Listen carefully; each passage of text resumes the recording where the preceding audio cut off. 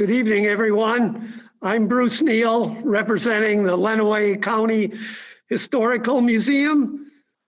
Tonight, the program will be Underground Railroad in Lenawee County.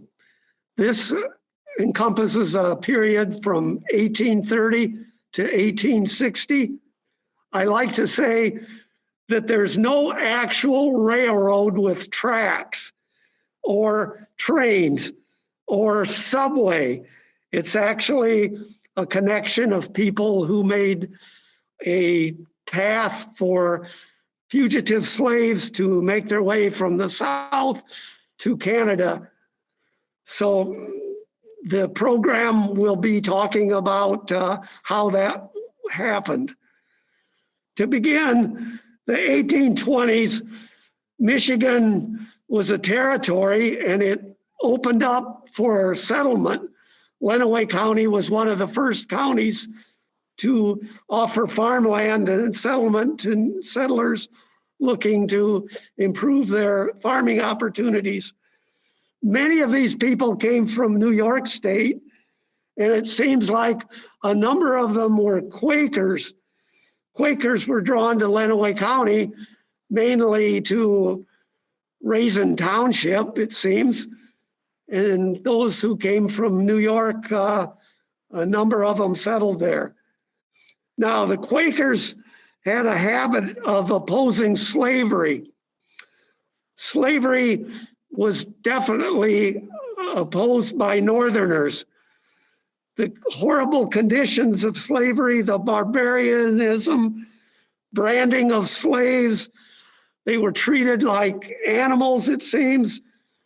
Women were viewed as breeders, so the conditions that turned off Northerners were pretty brutal, and they did not forget this, nor did they want to do anything that would see it perpetuated.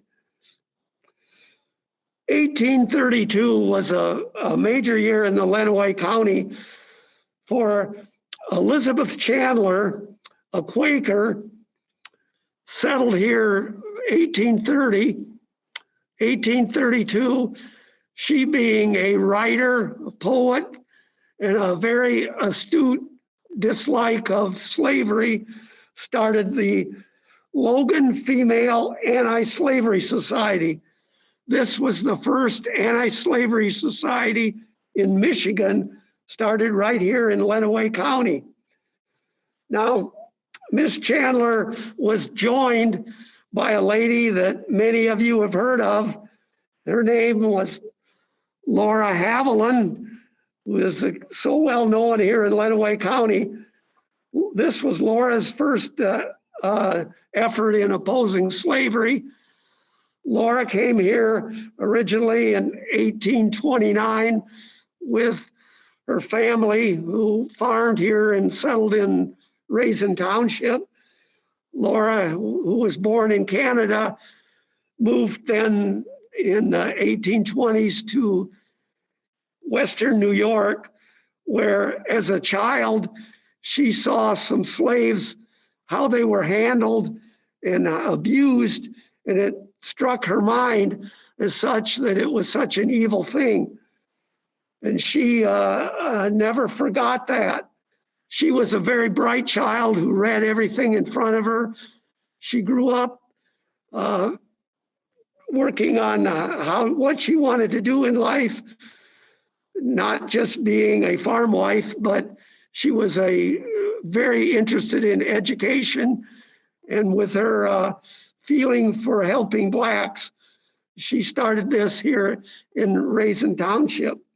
Now, she joined Elizabeth Chandler, the Logan Female Anti-Slavery Society. They started publishing the evils of slavery in the area, getting followers and stuff.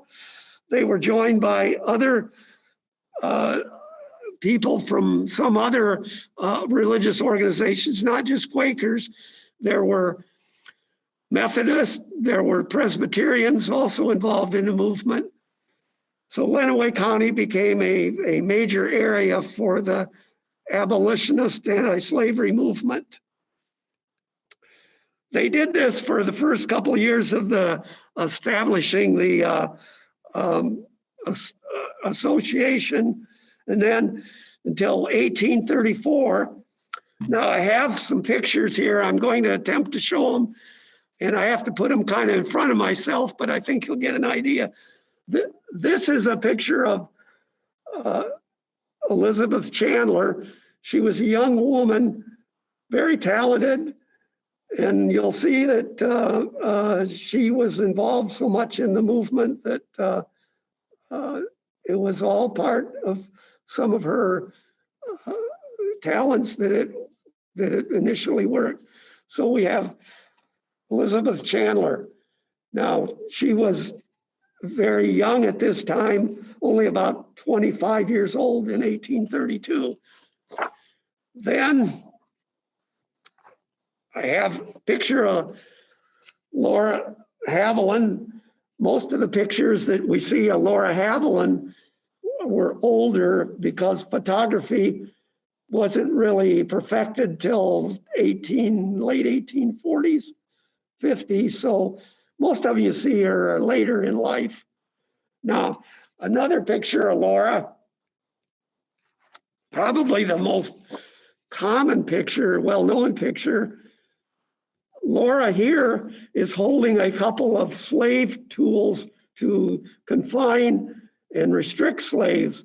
In one hand is a leg iron, I believe it is, that would attach to the leg to restrict freedom in slaves.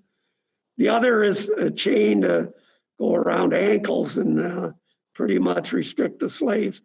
Laura pointed out the cruelties of slavery, which were etched in her mind so much. And these are some of the items she would take in speaking and show people just how bad slavery was. So I'm sure some of you have seen this picture. It's quite well known of her, but it did a good job of just pointing out the evils of slavery. All right, 1834. It was a sad year because then 1834, Elizabeth Chandler dies. She's only 27 years old. Some sort of a disease came over, and at that time, it was pretty fatal. There was nothing to treat him with. She dies, and that left it kind of to Laura to take over the movement here in the county. Laura did, being a Quaker, she wasn't happy with the Quakers. They were not anti-slavery enough for her. So she left the Quakers in 1834 and joined the Wesleyan Methodists. They were a much more strident group, and she became part of that. Now, she did in the 1870s come back to the Quakers. 1835, the Raisin Valley Friends Church was established. Picture of it here. It's still in business in Birdsell, North Adrian.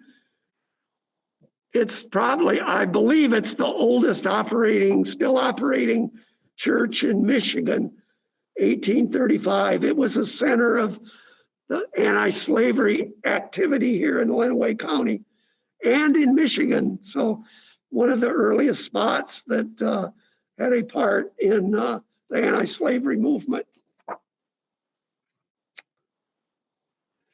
1837, Laura Haviland establishes the Raisin Institute. This is the first school in Michigan that accepted Blacks as well as whites for education. This is an example of Laura's love for education and learning, and they established this at their home location in Raisin Township. I have a picture at the top, is a picture of the Raisin Institute. It's a number of buildings, a little higher, I'm told, will work better. The Raisin Institute was had as many at one point as 50 students. Blacks were there just as much as whites. Her husband helped her with it, as well as a couple of her children. Now, she spent a lot of time here teaching and working with people. Not only did they teach the usual 3 R's, reading, writing, and arithmetic, but they also taught manual labor type things, such as the girls learned cooking and housekeeping while the boys learned agriculture. So very significant in Michigan, the school. Now, it's the spot where it was is out on Raisin Township on Wilmouth Highway, just south of Sutton Road. There's nothing there now other than at the bottom of the picture, a rock with a plaque on it. It should, last I knew it was still there, but that locates where her school and her home was in Raisin Township. And you can go by there today and see the spot. It is private property and there are no buildings remaining from the school.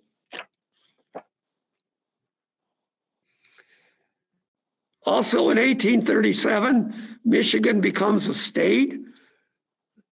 So that was pretty prominent for us here in Michigan. 1840s, Laura becomes more active in the Underground Railroad. This means that she became not only a person that helped get the blacks to come through the area, kind of called a conductor, but she also was a station where the Raisin Institute also provided a home and hiding place for blacks. And she helped, along with others in the county, arrange other sites where the blacks could hide and be housed maybe overnight as they moved on to the next place.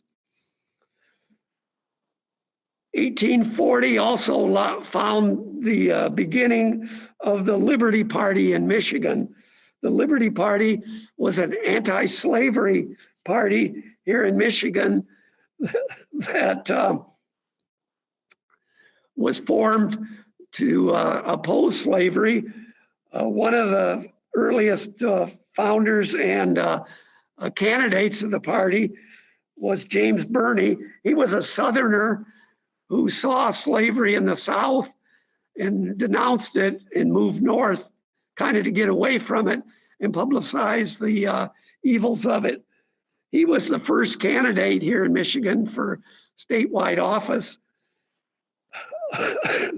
The Liberty Party, probably through the 1840s and 1850s, was on the ticket, but it never gained too much traction. I think the most anybody got was 150 votes here for president in the 1840s. So even though it made some noise, it never was much of a factor. Now, a lot of the anti-slavery movement in the United States was one of the leading anti-slavery persons was William Lloyd Garrison from Boston, who published a paper called The Liberator. This was a very fiery gentleman that showed up the evils of slavery and how bad it was, and wrote fiery articles on it and rabble-rouser to say the least. But he would later come to Michigan and speak in Adrian as far as one of the Michigan anti-slavery movements, I believe in 1853. So he was probably the foremost leader on the anti-slavery movement nationwide. Now, one of the things that drove the anti-slavery movement at the time was that the fear of new states coming in that would be slave states. this is particularly true in the mid-1840s when Texas was becoming a state, and to have it as a slave state, a large state like that, was a major concern. And then other states, as you went west, where they would be, how far north would hopefully be anti-slave states, but anything maybe to the south might be a slave state. So the Northern movement was to prevent as many states as possible from becoming slave states. The Underground Railroad developed then as a way to help slaves, fugitive slaves, escape. The people that ran the operators as such were known as conductors. Now, Laura Haviland obviously was a conductor, but the homes where they actually housed the slaves were called stations.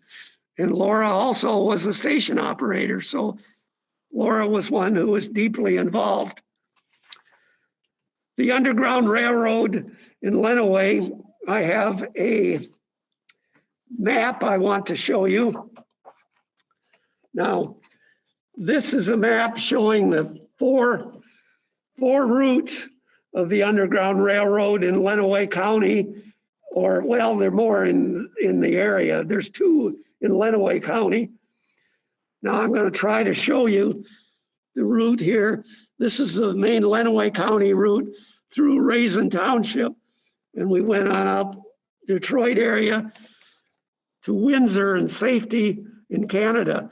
Now, remember in the 1833, Canada, all of the British Empire outlawed slavery, and Canada was one of them. So then they knew that an escaped slave was totally safe in Canada, and that was the objective, to get there.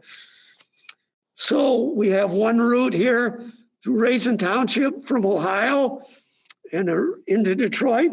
The other route might have been through Indiana and up US 12 and along that route, the Chicago Road it was called, and on again and joined in and up Detroit area and through Canada. So this map shows two other routes. There's one maybe through Monroe County and another west over and north of here, maybe up Jackson, Lansing area and on into Canada. So the objective in all of them was there to get to Canada. So we had maybe the numbers on this map were approximately how many slaves came down this route. You might be interested. All right, the numbers in Canada, there was a study done in 1861, a scholarly study by a college there and a professor that determined that it was about 23,000 slaves or blacks were in residence there, and he had to rule a number of them out because they were free slaves and so forth, but he cut down to 17,000, and ultimately it came down to about 7,000 that were there through as fugitive slaves and made their way there, 1861, kind of at the end of the period. Now, of that number, he figured that about 2,800 came over through New York and across the Buffalo and near Niagara Falls area through Canada. So that left about 4,200 to come on the map that I just showed you, showing the Michigan routes. And of that 4,200, you got to remember, this was over a 30-year period. So the numbers that we figured were about 28 for each route in any one year. So that puts through Lenawee County maybe 56 in a year, just over one per week that came through Lenawee County for 30 years. So I figured, and we counted the number up, and it's about 1,600 over the 30-year period, to give you an idea how many came through Lenawee County. Now, I think there were probably fewer in the 30s, and as it got established and more connections and more stations established, there was probably more in the 40s and then in the 50s.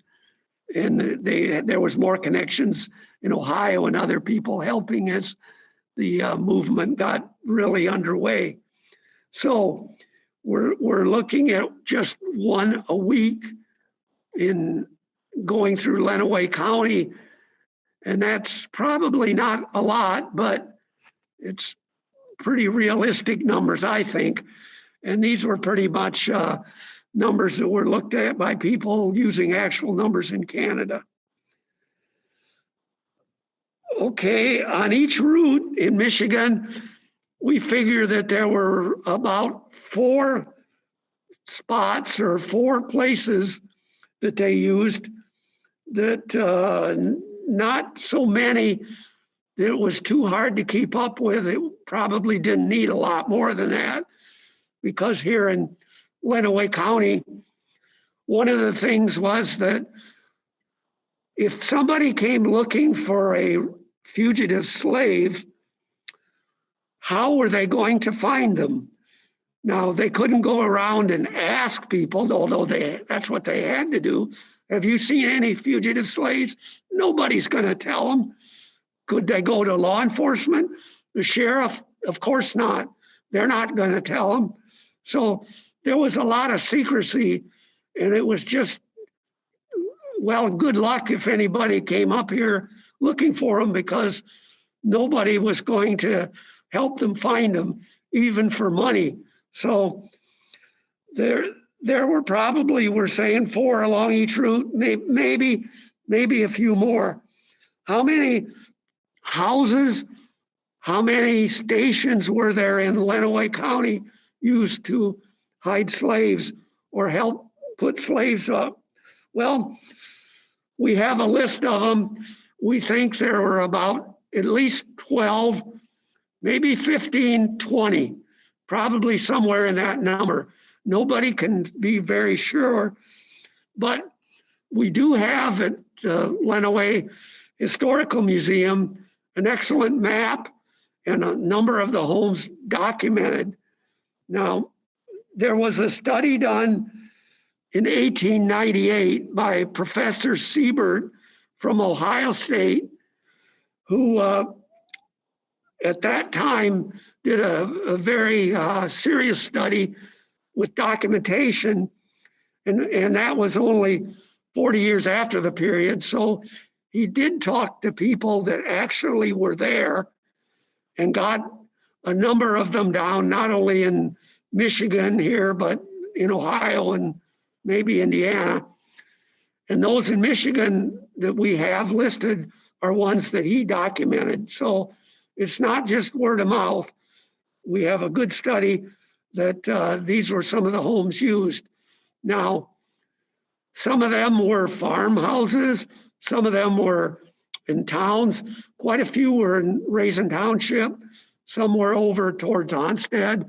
Some were up along Clinton area on the Chicago Road. So they were kind of spread out over the county, most being in Raisin Township. Now, one of the best known, probably in the county, is David Lawrence House in Blissfield, built in 1851.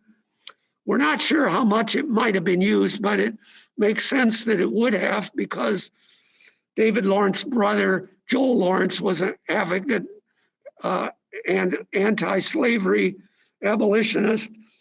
And you might know, those of you here in the county or otherwise might know of the David Lawrence House in Blissfield. Today is the Hathaway House restaurant. Certainly it's a prominent house, and perhaps it had a place in having a few slaves stay overnight. Now, some of the other places are probably less dramatic and less known. A number of people talk about, well, we had trapdoors and hidden rooms and such. Well, that probably didn't play much of a part in it because you didn't need those kind of things because very few slave catchers got that far here in Lenawee County to do that, and such a thing wasn't needed. So if it was quiet and you had them in a house, nobody knew that they were there that were actually looking for a slave. So probably those features doesn't mean that it was a house that was used to hide slaves. And some of the people have said that they thought the house was as legend had it, but some of those houses weren't built till 1870, so couldn't have been a part of it.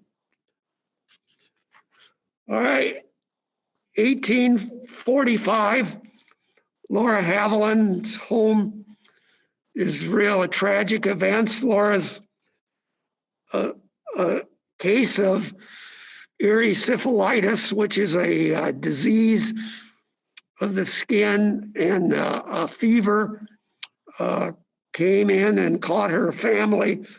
She lost her mother, her father, her husband, and her youngest child all died of it.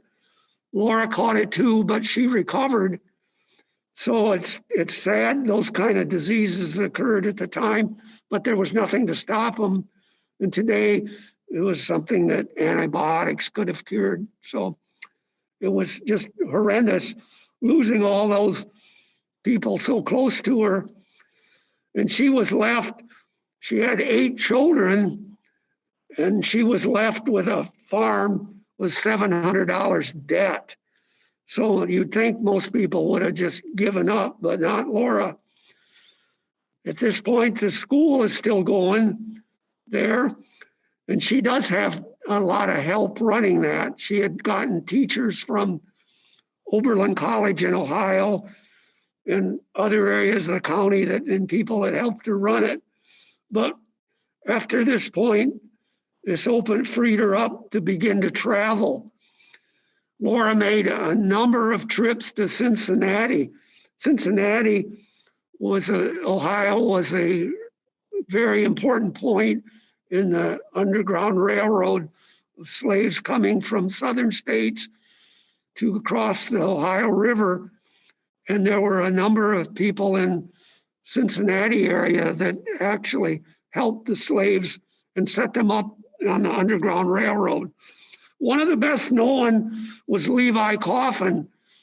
He actually has helped 3,000 slaves escape through Ohio. He was a very well-known man in the area, successful businessman, and he was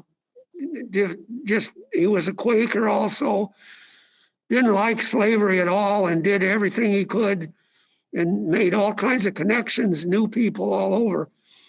Now, 1840s, 50s, there was no way to communicate well. The telegraph came along 1844, but that hadn't really been set up. There was no way really to know how to connect to people but word of mouth and maybe runners or something to go ahead and speak and let people know what was happening. So there in Cincinnati, there was a whole city of people, blacks included, that had safe houses. But it was also a place where you had a large number of slave catchers too. Now, these were people that looked to get rewards for runaway slaves, and often the amount would be $500 and sometimes $1,000. Can you imagine how much money that was back then?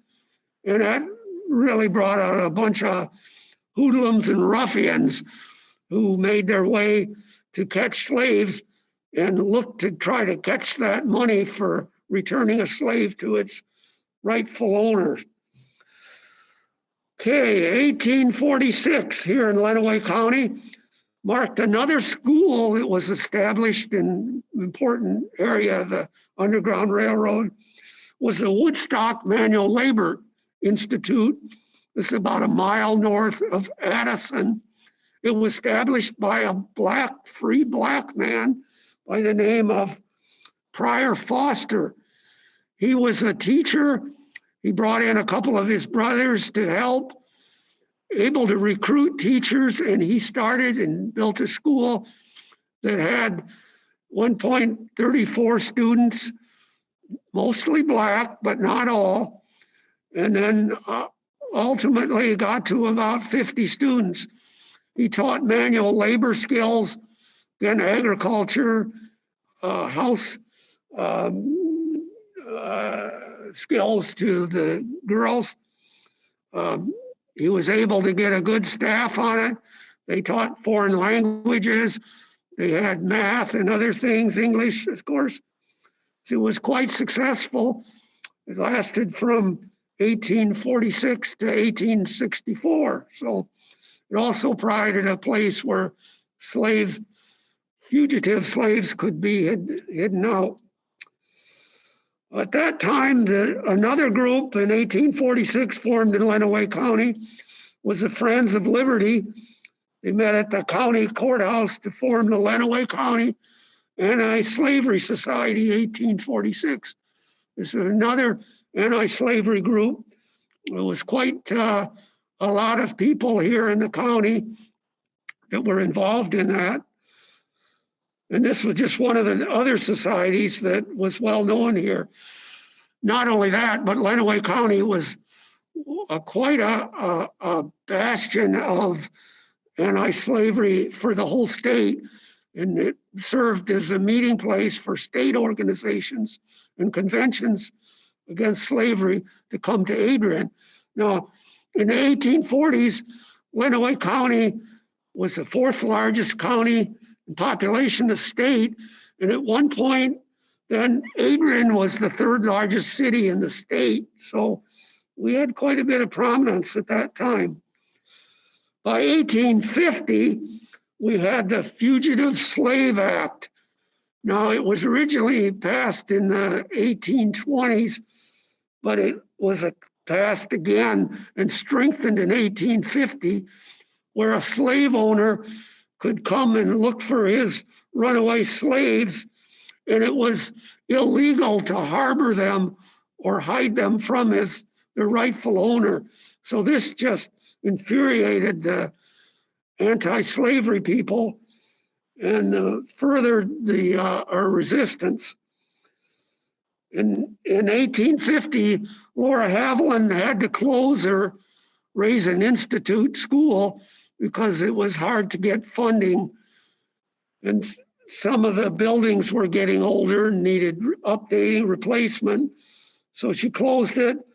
It allowed her a little more time to travel, which again, she was in Cincinnati arranging slave connections and stuff and working on establishing additional stations. The state, I mentioned the state abolitionist meetings here in Adrian, a very prominent place to have the state people come.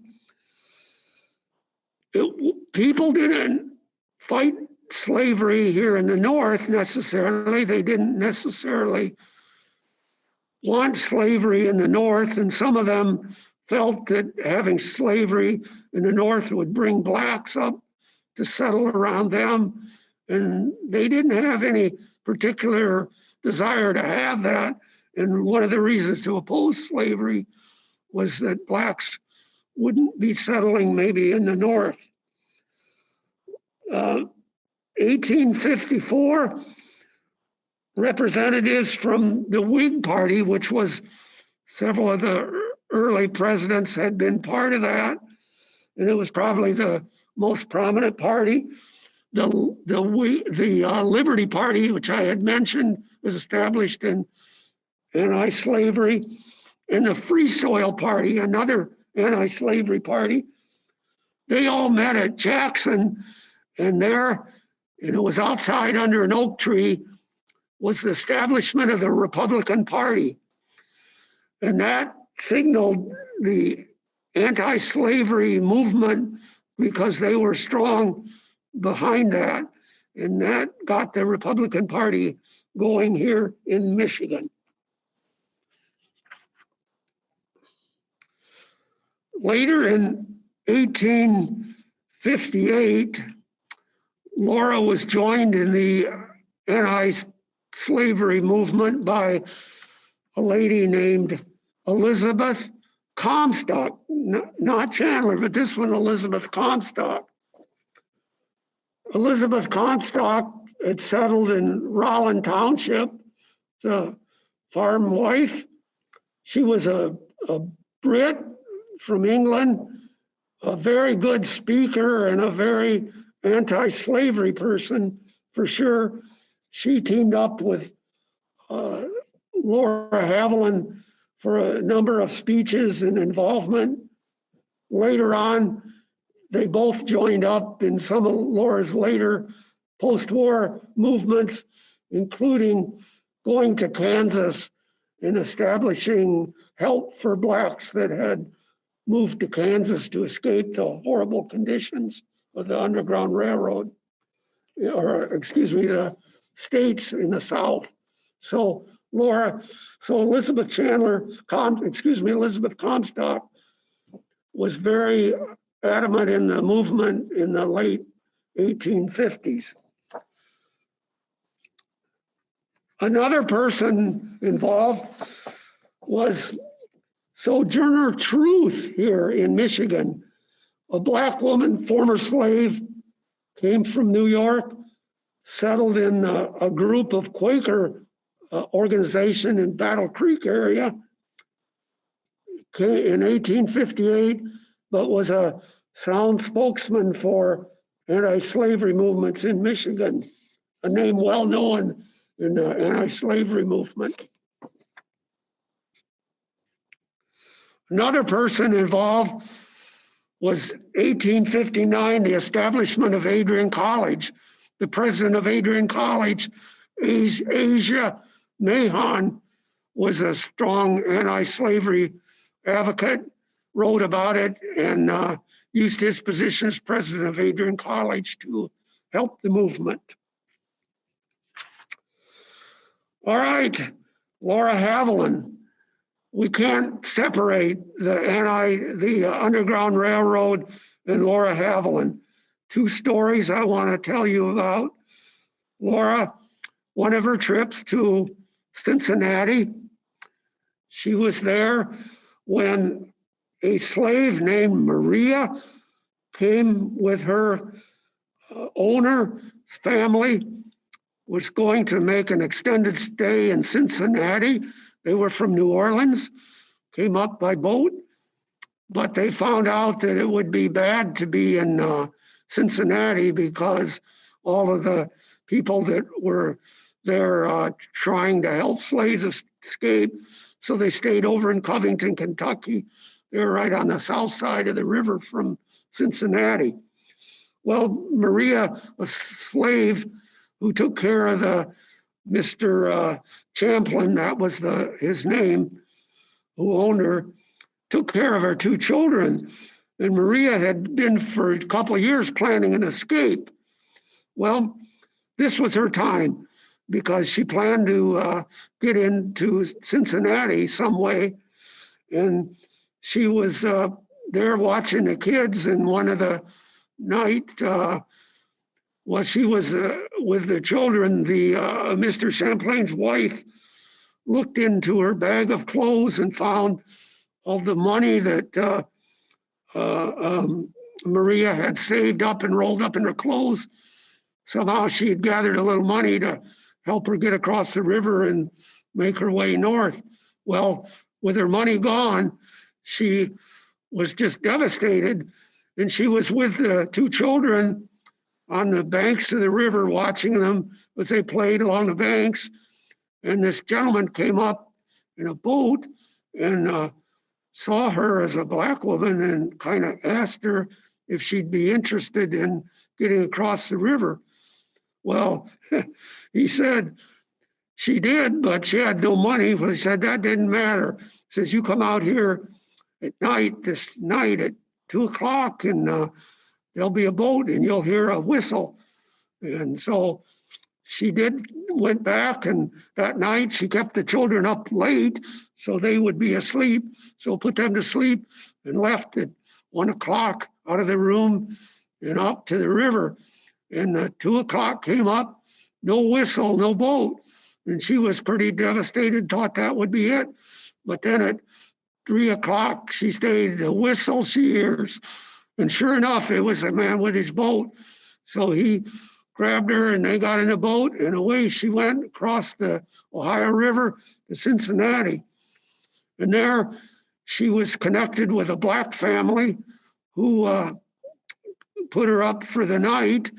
And then, but there were a lot of slave catchers and people, and she couldn't be out.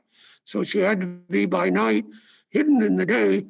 And that's what she did there with the blacks that housed her. Well, it just so happened that Laura was there in town, and they summoned Laura to come. And she decided that first black house, we needed to move her to another one.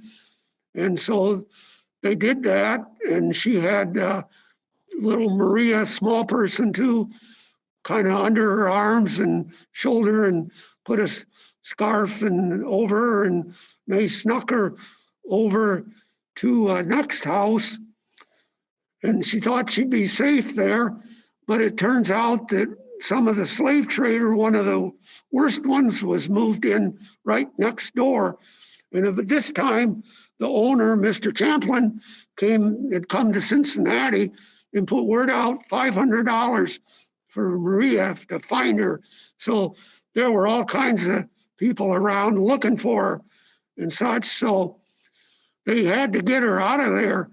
And so here's Laura figuring a way to move her to the next house. She says she'd be seen too much and be too noticed. So she got white flour and powdered her face up good so she looked white. And she took her around under her shoulder and had her carry her clothes rolled up as a baby, so it would look like she was just taking her to another place so she wouldn't be noticed. So the white disguise, she got her to the next place. It turned out it's still too safe to move her. She had to stay there 2 weeks in the house, and there was another black house, so she could do that. During that time, Laura wrote to sent a letter to another connection up in Windsor, Canada, had her return, put the letter in another envelope saying it was postmarked from Windsor, Canada, send it back there to the Mr. Champlin, her owner in Cincinnati or Covington, saying that she'd made it to Canada and was safe. Well, she was still in Cincinnati, but that's what the trick that Laura used to pull on her, and it worked. And at this point, the slave catchers there were all called off and thought, well, she's not around, no money to be had. So they all backed off. And now Laura could take young Maria and get her out the town, but she had to arrange for a wagon to do that because 2 more young men, slaves, fugitives, had escaped also, and they had to take them. So she arranged to get a wagon, cost $8. She arranged the money and then arranged for him to come in the evening to take her because he had to be back at work in the morning, and they would take her north, the town where she'd be safe. They did this, but they had to go through 2 toll booths, and they thought this would be a problem. And if it was, they might see her, but they were able to sail right through them with no problem, with the Laura in the front and with the driver, and the others hidden under cover in the back of the wagon. Well, they got through the toll booths. One more thing of the place where there were a number of people gathered, men shouting and hollering in a woods where they had to go to, and they thought, oh my, they're going to be there to catch us. So the the driver of the wagon had a couple of guns, and he gave them to the blacks that were hiding in the back. And if I say the signal, you be ready to shoot if they give us trouble.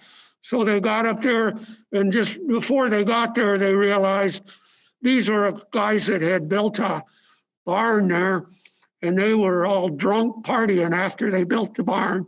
So they got right through that, and they were able to drop all three of them off at a safe house just to the north. And Laura made her way back to Cincinnati, and there Maria made her way safely to Canada. So there, Laura Haviland was definitely involved in that story, for sure. And she was a tough and devious woman to pull all this stuff out and not be intimidated with people looking and hunting for her. Another story, we've got time to tell it, involves Willis Hamilton, a slave in Tennessee, and his wife Elsie. Willis had been freed by his owner, but his wife wasn't. She was owned by a doctor there, Dr. Chester. And when Willis made his way north successfully, he wanted to have his wife come, and he'd worked out a way to try to even pay for her, but Dr. Chester wouldn't comply in any way. Well, they did get her freed and out and chased away, and she did get up north there and into Cincinnati area. And Dr. Chester came and was hunting for her and such, but by this time they'd moved on north and got across to Indiana. It took 5 weeks and made their way all the way to Laura's Raisin Institute, where they hid there. A number of people hid there. That was probably the most prominent place to hide. Well, both Willis Hamilton, the fugitive slave, and his wife stayed there for a number of 3 years. They were there with no problem. But Dr. Chester later realized that might be where she was. And here he sent a couple of his people up there looking for her. And one of them found their way to the Raisin Institute, and through a fence started asking about her. And the wife there, her name was Elsie, came up and happened to hear a Southern accent and got scared that they might be after her. So she and her husband, Willis, moved on to Ypsilanti and later Monroe to escape possibly being chased down. Well, they were able to come back there to the Raisin Institute, but Dr. Chester is still after her, and he came up to Toledo. They could come by train this time, came up to hotel there, and somehow he said a word that it was he disguised himself as the former slave owner that had freed Willis Hamilton, and he was a good guy in all of this. But Dr. Chester disguised himself as them and tried to lure both Willis and his wife to come down and see him, where he could give them information about their children who were still held as slaves, and they wanted to connect with them. So he did this, but Laura was there, and she smelled a rat and the whole deal. And so she told him, don't do that.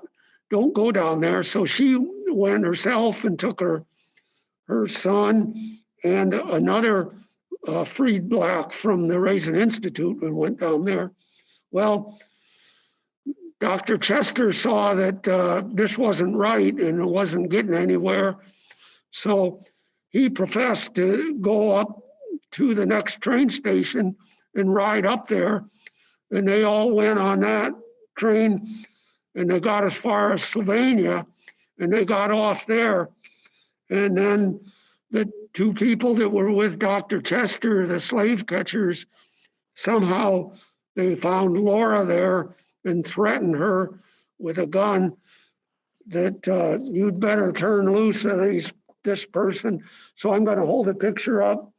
This was the train, and that's Laura in the train and the two slave chasers holding a gun to Laura's head that we want this slave, and they really threatened her. Well, ultimately, they smelled the trouble here, and Laura thought it was a trap, and she was, of course, right.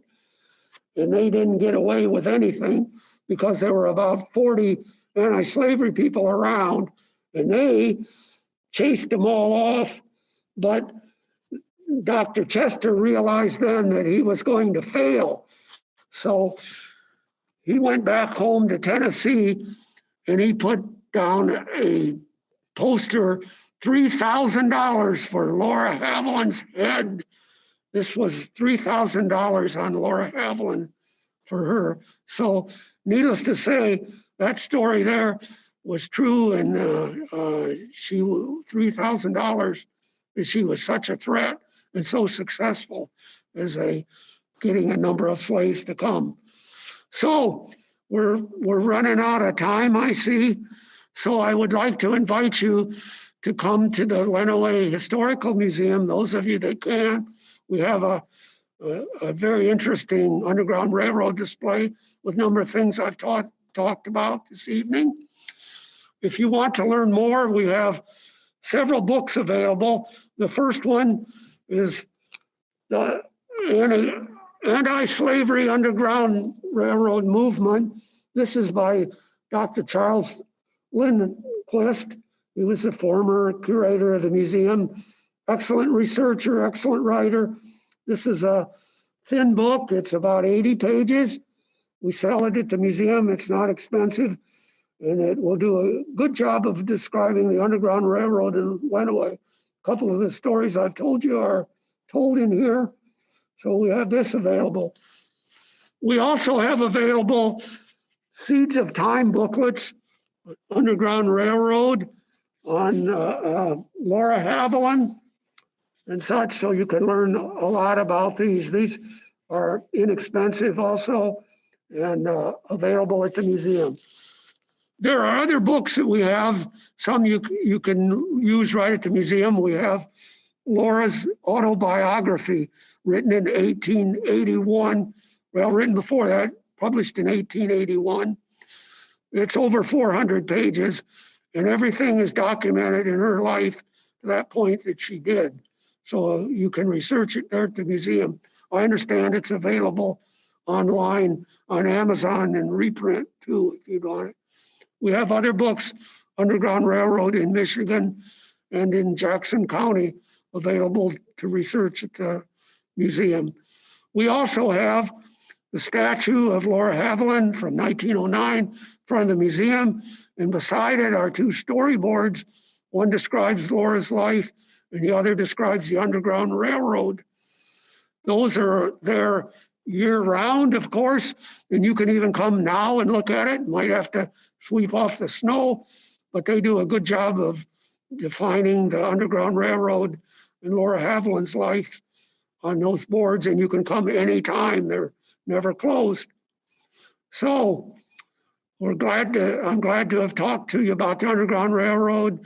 You can learn more, of course, at the museum, and there's a lot about Laura Haviland, the Underground Railroad, online.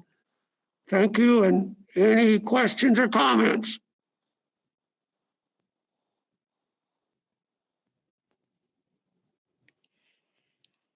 Hi, everyone. This is Jen tuning back in. Thank you all for all of your comments in the chat. Thank you for finding this so interesting. I think we all learned a lot this evening. There is some information in the chat linking to one of the houses that Bruce just talked about. We'll make sure to put all this information in the video when we post this later as well. Please do visit the museum. Please do purchase their materials if you can. We do also have those materials here on site at the library. So if that is more convenient for you, please do stop by here as well.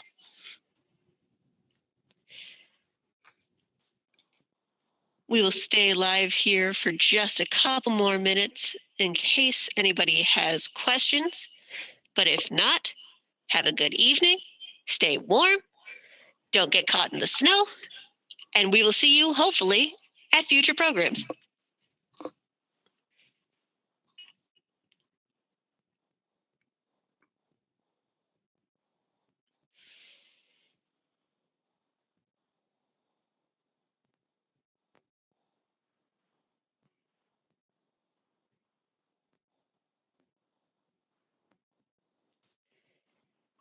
Tuning back in, Bruce, someone is asking if you know the names of the stations in Onstead. Yes, one of them was Gilbert. I know of. I can remember that one. We have those at the museum, and they're documented on the map.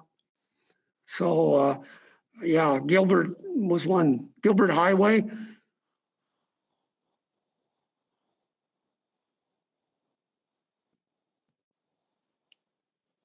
Okay, we have a match. She says that's the one she was looking for. Thank you.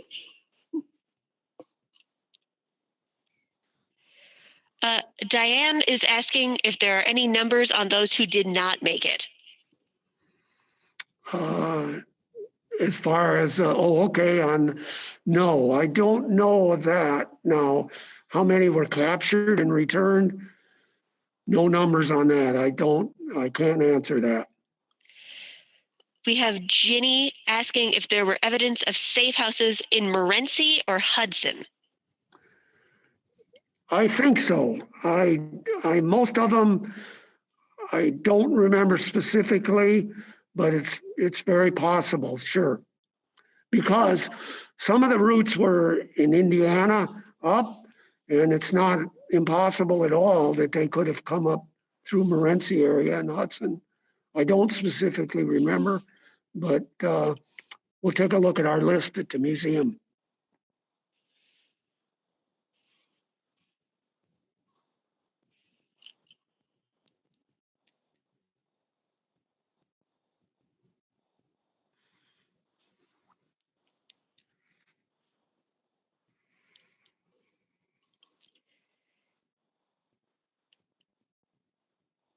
Okay, unless anybody has any last minute questions, we have reached 7:30. I think most people have logged off by now. So again, thank you everyone for coming. Please do let us know if there's any other programs you would like us to host. And again, stay warm, stay safe.